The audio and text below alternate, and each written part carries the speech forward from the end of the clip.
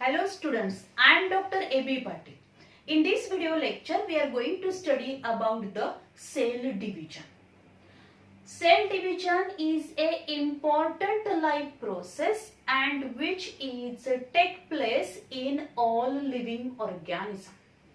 When we observe the living organism, especially when we observe the multicellular organism, we observe that growth and development takes place, and this growth and development which is occur due to the cell division. Then also we observe that wound healing process, then repair mechanism. Also, there is a development of the new cells. There is a formation of gamete during the sexual reproduction. During this all process, there is a cell division. There are two types of the cell division, and these are nothing but the mitosis and meiosis.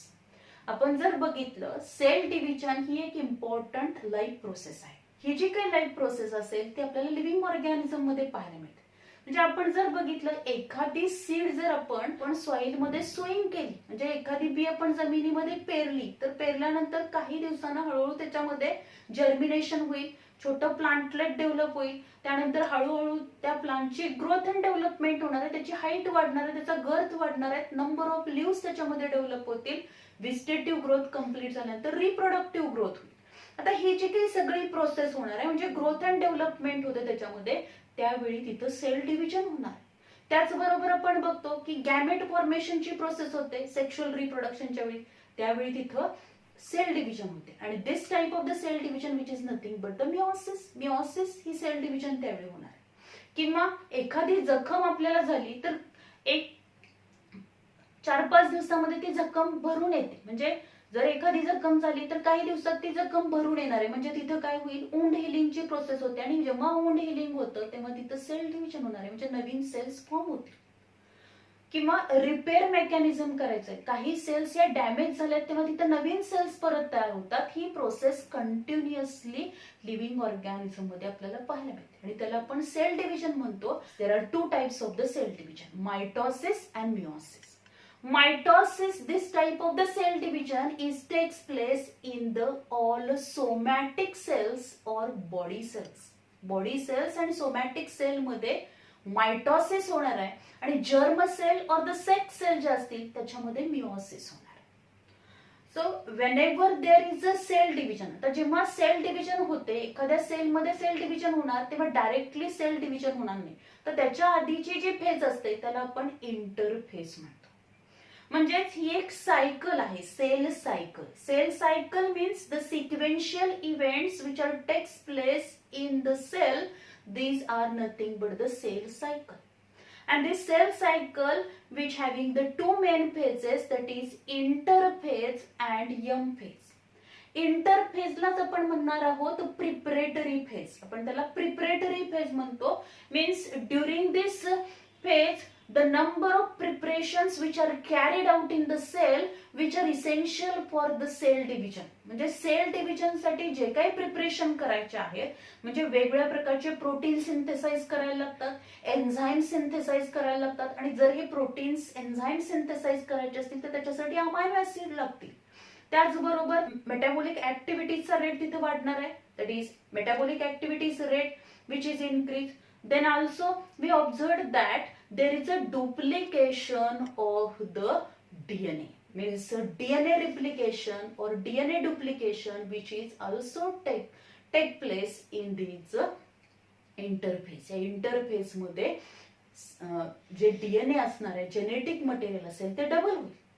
as well as also there is a synthesis of the different proteins which are essential for this cell division process. Means आपण जर बघितलं तर ट्युब्युलिन protein आहे which is essential for the synthesis of spindle fiber. Spindle fibre formation साठी ट्युब्युलिन protein लागणार आहे.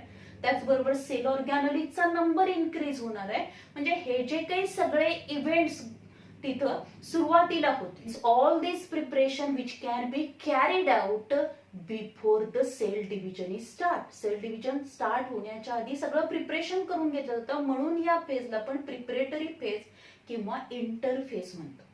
आणि या प्रिपरेटरी फेज नंतर एम फेज येते आणि ही एम फेज म्हणजे एकतर मायटॉसिस असेल किंवा मिओसिस असणार.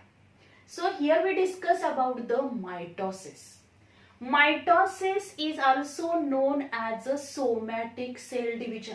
मायटॉसिसलाच आपण काय म्हणणार आहोत, somatic cell division. Because mitosis which is takes place only in the somatic cell body or body cells or the stem cell, त्याच्यामध्ये मायटॉसिस होणार. Then mitosis which is also known as equational cell division. मायटॉसिसला पण equational cell division पण म्हणतो because chromosome number remain constant. म्हणजे ज्या एका parent sale पासून ज्या दोन डॉटर सेल्स फॉर्म होतात त्या डॉटर सेल मधला क्रोमोझोमचा नंबर हा आहे तेवढाच राहणार आहे. म्हणजे जशी पॅरेंट सेल असणार तशाच दोन डॉटर सेल्स फॉर्म होणार आहेत. So this cell division which is also known as a equational cell division. त्या डिव्हिजनला आपण काय म्हणतो, equational cell division. Then this mitosis, आता ही जी काही मायटॉसिसची प्रोसेस असणार आहे त्या मायटॉसिसच्या प्रोसेसमध्ये दोन मेन फेजेस असतील, कॅरिओकायनेसिस अँड सायटोकायनेसिस. कॅरिओन म्हणजे न्यूक्लियस अँड कायनेसिस म्हणजे डिव्हिजन. मीन्स पहिली फेज जी असणार आहे तिथं काय होईल, एका न्यूक्लियस पासून दोन न्यूक्लियाय फॉर्म होणार. Means division of nucleus is takes place and this process which is known as karyokinesis. Then after completion of karyokinesis cytokinesis is takes place. Cytokinesis means division of cytoplasm. म्हणजे जे काही cytoplasm आहे ते equally distributed होईल and at the end of mitosis two daughter cells are form. So main two phases असतील, karyokinesis and cytokinesis. This karyokinesis which is again divided into 4 phases. These are nothing but the prophase, metaphase, anaphase and telophase. Prophase जे असणार आहे, this prophase which is the first phase of the mitosis. Mitosis मधली म्हणजे कॅरिओकायनेसिस मधली ही पहिली phase. When the cell is enter into the prophase means early prophase मध्ये जर आपण बघितलं, all chromosomes they are thin and elongated one. They are not easily visible one. Then nuclear membrane and nucleolus is present. Then when the cell is enter into the prophase, this nuclear membrane and nucleolus start to disappear. Nuclear membrane आणि nucleolus हे disappear व्हायला सुरू होतं. Then all these chromosomes they undergo condensation process. या chromosomes मध्ये condensation होणार आहे. Means these chromosomes undergo dehydration and coiling and due to which these thin elongated chromosomes which become thick and short. म्हणजे सुरुवातीला जर आपण बघितलं तर क्रोमोझोम कसे आहेत, थिन आहेत, इलॉंगेटेड आहेत. या क्रोमोझोमचं कंडेन्सेशन होतं म्हणजे डिहायड्रेशन होईल, कॉइलिंग होईल आणि हे थिन इलॉंगेटेड क्रोमोझोम हे थिक अँड शॉर्ट होणार आहे. And in this way when this prophase is complete, जेव्हा प्रोफेज कम्प्लीट होईल तेव्हा हे क्रोमोझोम्स आपल्याला इझिली दिसणार आहे. These chromosomes are easily visible.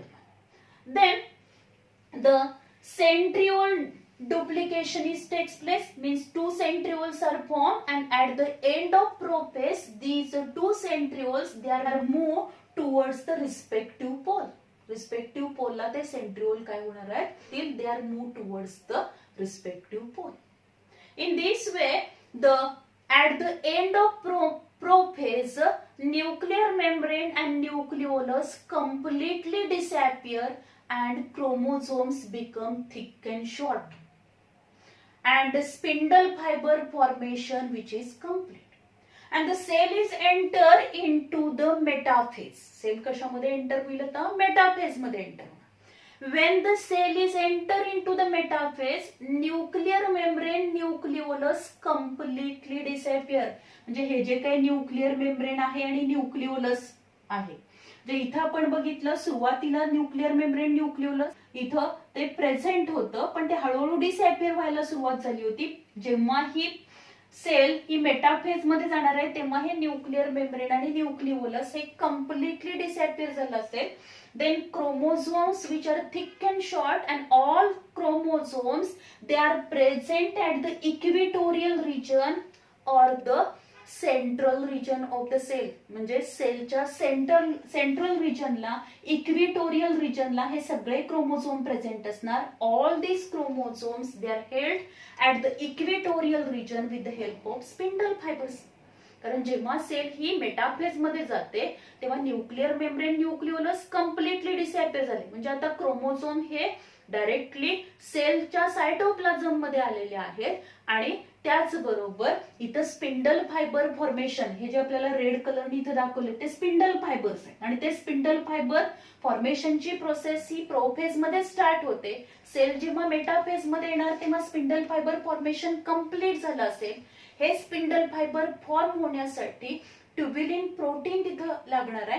And with the help of this protein there is a formation of the spindle fibres. And with the help of this spindle fibres all these chromosomes which are held at the equatorial region. त्याचबरोबर ह्या प्रत्येक पोलला आपल्याला centriole पाहायला मिळतील आणि त्या सेंट्रिओलच्या भोवती आपल्याला ऍस्ट्रल रेस पाहायला मिळणार.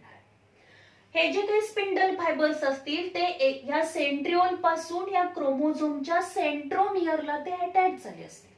आणि इथं प्रत्येक क्रोमोझोम जो असणार आहे त्या क्रोमोझोम मध्ये आपल्याला 2 क्रोमॅटिड्स आणि सेंट्रोमियर हा अगदी इझिली आपल्याला दिसू शकतो. Then the cell is enter into the anaphase. Metaphase मध्ये आपण बघितलं होतं की मेटाफेज मध्ये सगळे क्रोमोझोम हे इक्विटोरियल रिजनला प्रेझेंट आहेत. त्याचबरोबर हे क्रोमोझोम जे असणार आहेत त्या प्रत्येक क्रोमोझोम मध्ये आपल्याला 2 सिस्टर क्रोमॅटिड्स पाहायला मिळतात, सेंट्रोमियर पाहायला मिळतात. आणि जेव्हा मेटाफेज संपणार आहे at the end of metaphase each centromere which is divided into 2 centromeres. एका सेंट्रोमियर पासून 2 सेंट्रोमियर्स फॉर्म होतात. and then the cell is enter into the anaphase. आता सेल एनाफेज मध्ये जाणार. एनाफेज मध्ये जेव्हा सेल एंटर होणार आहे त्यावेळी हे सगळे क्रोमोझोम इक्विटोरियल रिजनला आहेत. प्रत्येक क्रोमोझोम मध्ये आपण बघू शकतो 2 सिस्टर क्रोमॅटिड्स आहेत, त्याचबरोबर 2 सेंट्रोमियर्स आहेत. Then when the cell is enter into the anaphase, at that time these spindle fibers exert the force on these chromatids. या क्रोमॅटिड्स वरती काय केला जातो, फोर्स एक्झर्ट केला जातो.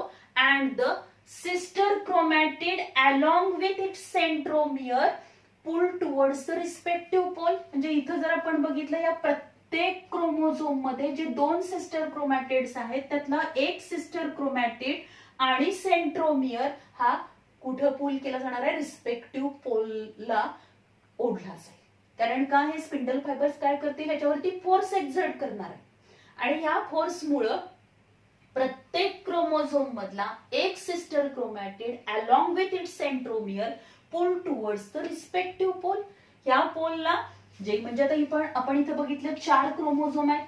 4 क्रोमोझोम मध्ये प्रत्येक क्रोमोझोम मध्ये 2 सिस्टर क्रोमॅटिड्स म्हणजे टोटल 8 क्रोमॅटिड्स असतील. ते 4 क्रोमॅटिड एका पोलला ओढले जाणार, 4 दुसऱ्या पोलला ओढले जाते.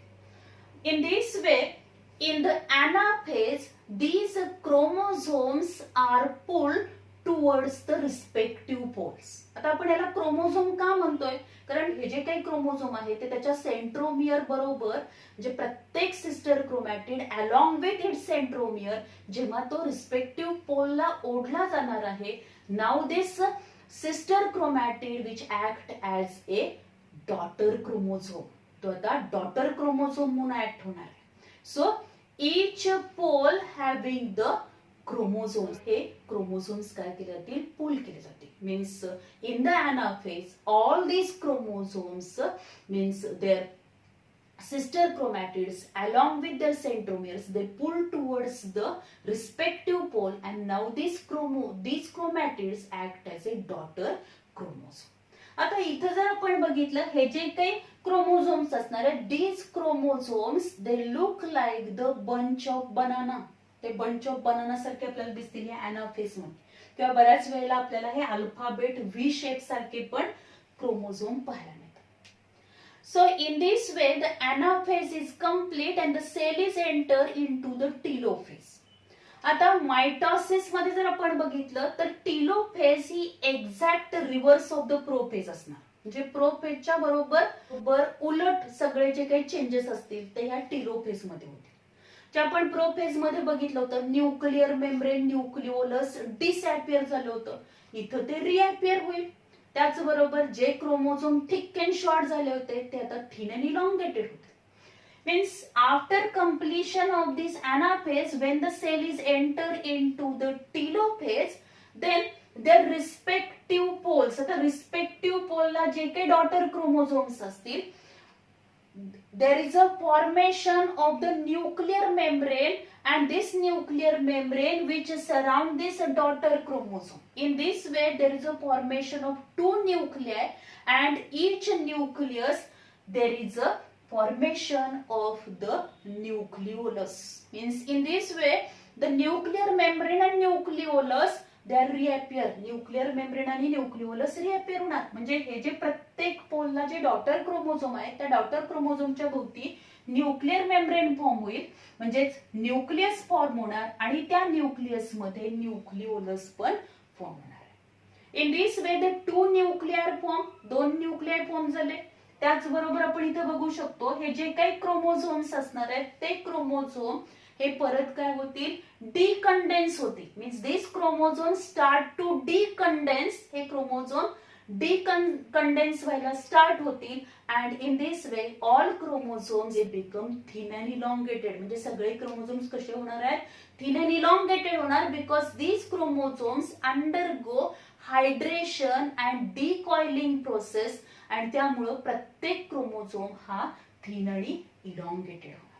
आणि इथं जे काही स्पिंडल फायबर्स होते ते स्पिंडल फायबर्स हळूहळू काय होणार आहेत, डिसअपियर होतील. आणि at the end of this telophase spindle fibres are completely disappears. Then two nuclei, two daughter nuclear form, दोन डॉटर न्यूक्लिअर फॉर्म होतील आणि क्रोमोझोम जे असणार आहेत all chromosomes they become thin and elongated. In this way there is a completion of the karyokinesis. अशा पद्धतीने karyokinesis complete होणार, म्हणजे डिव्हिजन ऑफ न्यूक्लियस कंप्लीट झालं and at the end of karyokinesis from one parent nucleus to daughter nuclear form and then cell is enter into the cytokinesis. आता sale कशामध्ये enter होईल तर cytokinesis मध्ये enter होणार. Means there is a division of cytoplasm. सायटोप्लाझमचं division. If there is a animal cell, जर समजा animal cell असेल तर animal cell मध्ये आपण बघू शकतो की animal cell मध्ये तिथे एक नॉच फॉर्म होईल. There is a formation of notch at the equatorial region and this notch which is deepen, जे ही जी काही खाच इथं फॉर्म होणार आहे ती आतपर्यंत काय होईल, डीप होईल and in this way the cytoplasm and cell organelles are equally distributed and then two daughter cells are form. दोन डॉटर सेल्स फॉर्म होतील. म्हणजे अॅनिमल सेल असेल तर अॅनिमल सेल मध्ये सायटोकायनेसिस ही क्लिवेज मेथडनी होणार आहे. म्हणजेच या सेल मध्ये बरोबर सेंटरच्या तिथं या सेल मेम्ब्रेनच्या तिथं काय होईल, एक नॉच फॉर्म होणार. त्यामुळे काय होईल, सेल मध्ये असलेलं सायटोप्लाझम आणि सेल ऑर्गॅनल या इक्वली डिस्ट्रीब्युटेड होतील and at the end of this cytokinesis two daughter cells are form. पण ते जर प्लांट सेल असेल तर प्लांट सेल मध्ये ह्या दोन डॉटर न्यूक्लियाच्या मध्ये सेल प्लेट फॉर्म होते. If there is a plant cell and in plant cell the cytokinesis takes place, then the cell plate is formed in the center in between these two daughter nuclei and then this cell plate which is extend up to the periphery. बरोबर सेंटरला sale plate form होईल आणि ती periphery पर्यंत काय होणार आहे, extend होते आणि in this way cytokinesis is takes place in plant cell by cell plate formation. म्हणजे प्लांट सेल मध्ये सायटोकायनेसिस ही सेल प्लेट फॉर्मेशननी होणार आहे तर अॅनिमल सेल मध्ये ती क्लिवेजनी होईल, म्हणजेच नॉच फॉर्मेशननी होईल किंवा फरो फॉर्मेशननी ही सायटोकायनेसिसची फेज होणार. म्हणजेच जेव्हा मायटॉसिस कंप्लीट होतं, at the end of mitosis 2 daughter cells are form which are exactly similar to the parent cell. Their chromosome number is same as like the parent cell. म्हणजे जर आपण बघितलं, समजा इथं म्हणजे आता या डायग्राम मध्ये पण आपण दाखवले की जी पॅरेंट सेल आहे त्या पॅरेंट सेल मध्ये 4 क्रोमोझोम आहेत आणि जेव्हा 2 डॉटर सेल्स फॉर्म होतात त्या प्रत्येक डॉटर सेल मध्ये पण 4च क्रोमोझोम आहेत. म्हणजे क्रोमोझोम नंबर हा रिड्युस्ड टू हाफ होत नाही, तर क्रोमोझोम नंबर हा आहे तेवढाच राहणार आहे. कारण का इथं जेव्हा अनाफेज होणार आहे तेव्हा जे काही सिस्टर क्रोमॅटिड्स असतील ते रिस्पेक्टिव्ह पोलला पुल केले जाणार आहेत, ओढले जाणार आहेत आणि त्या सिस्टर क्रोमॅटिड पासूनच काय होणार आहे, new that is the daughter chromosome form होते. So in this way the chromosome number remain constant in the mitosis. So it is known as a equational cell division. Then what are the significance of this mitosis? Mitosis play very important role for the growth and development. Means by this mitosis division, growth and development takes place in multicellular organism. As well as this mitosis process which is essential for the repair mechanism. म्हणजे ज्या काही cells असतील body मधल्या त्या worn out झाल्या, torn out झालेल्या आहेत, damage झालेल्या आहेत, डेड सेल्स झालेल्या आहेत, तर तिथे नवीन सेल्स फॉर्म व्हायला पाहिजेत आणि ह्या ज्या काही नवीन सेल्स फॉर्म होणार आहेत त्या मायटॉसिस प्रोसेसने होते. देन वुंड हिलिंग प्रोसेस आहे, म्हणजे एखादी जखम झाली ती भरून यायची असेल तिथं नवीन सेल्स फॉर्म होतात and this wound healing process is also takes place by the mitosis. Then asexual reproduction. Asexual reproduction is also takes place by the mitosis. म्हणजे बऱ्याच वेळेला आपण बघतो एखादं जे काही ऑर्नामेंटल प्लांट्स असतात, जे बरेचसे आपण जसं गुलाब आहे, जास्वंदी असे जे प्लांट्स आहेत त्या प्लांटच्या आपण ट्विग लावतो आणि ते stem cutting, root cutting, leaf cutting आपण लावल्यानंतर कल्टिवेट केल्यानंतर आपल्याला तिथं नवीन प्लांट बॉडी डेव्हलप झालेली दिसते. म्हणजे तिथं काय होणार आहे तर मायटॉसिस होणार, नवीन सेल ज्या फॉर्म होतील त्या मायटॉसिस होणार आहे. किंवा आपण लोअर प्लांट्स मध्ये बघितलं स्पायरोगायरा चा जर एक सिंगल फिलामेंट आपण घेतला, म्हणजे आल्गीचा एखादा फिलामेंट घेतला तर त्या फिलामेंट मध्ये त्याचे छोटे छोटे फ्रॅगमेंट्स फॉर्म होतील आणि प्रत्येक फ्रॅगमेंट पासून परत नवीन फिलामेंट फॉर्म होतो. म्हणजेच तिथं काय होणार आहे मायटॉसिस होईल. किंवा स्पोर फॉर्मेशननी जे काही असेक्शुअल रिप्रोडक्शन होतं तिथंही मायटॉसिस होणार. So mitosis also play very important role in the asexual reproduction. Then this mitosis which is also play important role, or this mitosis which is essential for the restoration of emaciated body. म्हणजे जर आपण बघितलं तर mitosis ही कशासाठी essential आहे, for the restoration of the emaciated body. म्हणजे suppose एखादा person जो आहे तो एकदम वीक झालेला आहे, त्याचं वेट लॉस झालेला आहे, अशा वेळी त्याच्यामध्ये नवीन सेल ज्या फॉर्म होणार आहेत, म्हणजे प्रॉपर जर आपण त्याला न्यूट्रिशन दिलं, प्रॉपर डाएट दिला तर त्याचं जे काही वेट जे लॉस झालेलं आहे ते परत गेन होण्यासाठी तिथं नवीन सेल्स फॉर्म व्हायला पाहिजेत. And for that process mitosis which is essential. So these are the significance of the mitosis. या मायटॉसिसशी रिलेटेड आपल्याला ब्रॉड क्वेश्चन विचारला जातो, describe various phases of mitosis. किंवा मायटॉसिसची एखादी फेज दिली जाईल आपल्याला आणि ती डिस्क्राईब करायला येईल. किंवा ही जी डायग्रॅम आहे ही डायग्रॅम इम्पॉर्टंट आहे, याच्यावरती बऱ्याच वेळेला क्वेश्चन विचारलेला आहे. डायग्रॅम दिली जाते, identify and describe this process, अशा टाईपचा क्वेश्चन विचारला जातो. या 2 डायग्रॅम जर दिल्या असतील तिथं, म्हणजे अशा पद्धतीने ही डायग्रॅम असणार आहे, तर या 2 डायग्रॅम दिल्या असतील तर ही प्रोसेस कोणती आहे आणि ते डिस्क्राईब करण्यासाठी आपल्याला विचारलं जातं. त्याचबरोबर याच्यामध्ये अनाफेज, मेटाफेज, देन द प्रोफेज या ज्या काही फेजेस आहेत त्या फेजेसच्या डायग्राम्स पण आपल्याला दिल्या जातील आणि त्याच्याशी रिलेटेड क्वेश्चन आपल्याला विचारला जाऊ शकतो. त्याचबरोबर mitosis is always takes place in कोणत्या सेल्स मध्ये होणार आहे तर सोमॅटिक सेल मध्ये. So this is all about the mitosis. Thank you very much.